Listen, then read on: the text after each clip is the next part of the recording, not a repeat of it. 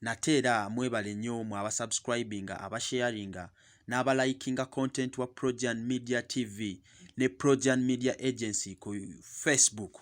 Nyongero bebaliza ddala ngamba mwongere okusharinga nga bwe nabagamba tuyina target ya 20k subscribers ku YouTube. Era nga target eyo ndaba gwe mugendo gwe tuliko kati. Sagala mbamalire budde, njagala ngendero straight ku story ey'olunaku olwaleero.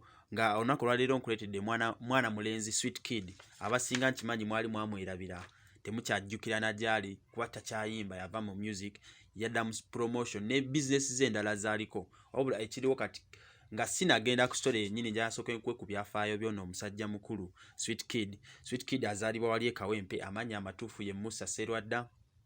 Mama ennyimba ze yakubirako, in fact oluyimba lwamuleeta ku chart, olwaleeta ku top lwali balita Mama Brenda yali producinga mu 2004 n'awangulako Pama Awards zaawo. Weza award muzijjukire zaaliyo mu ebyo ebiseera. Pama Awards mwana wa kusatu mu famire yaabe, kwegamba aina ebyafaayo mu music wa Uganda n'ennyimba endala zaakubye ez'omukwano. Ffenna abamumanyi muvubuka alina akaloboozi akatono akuba nnyimba za mukwano.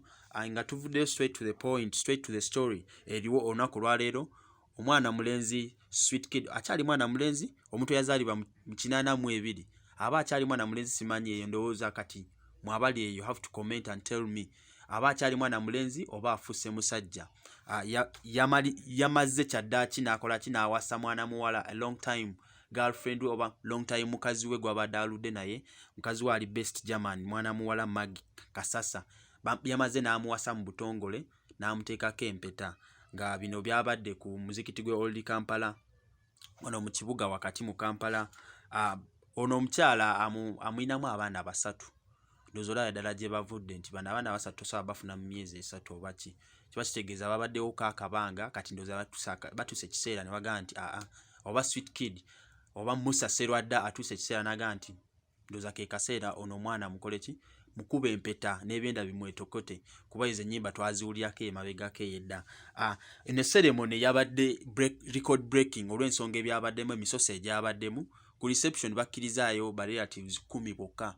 N'eno gye bamusiddeko empeta nga bwe tumanyi eby'abasiraamu ku muzikiti gye bayita nika oba kyesimanyi bulungi, byabadde ku muzikiti Old Kampala. Tebakkirizaayo bantu bangi, obukwakkulizo babadde bungi. Kale mulimu abantu abaganiddwa ne ku gate okuyingira olw'ensonga nti tebaayitiddwa. Twatuuse ku reception wabadde abantu 10 bokka aba family. Ndowooza olaba emisoso egyabaddewo, wabula obubadde obwabaddemu bwonna tetwabutegedde, naye wabula omukolo gwabadde gw'amaanyi Sweet Kid okuba ng'ateeka ku mwana muwala Maggie Kasasa empeta, ng'era saawa zino takyali Maggie Kasasa wabula kati ye Maggie Serwadda.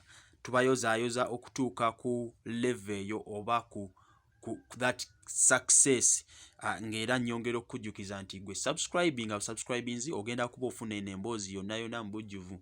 Gamba ne mukwano gwakuliranye ne neighbor, omukyalo oba olina mujjawo muweereze link naye subscribing ku Projan Media TV. Mwebale nnyo, mwebalire ddala.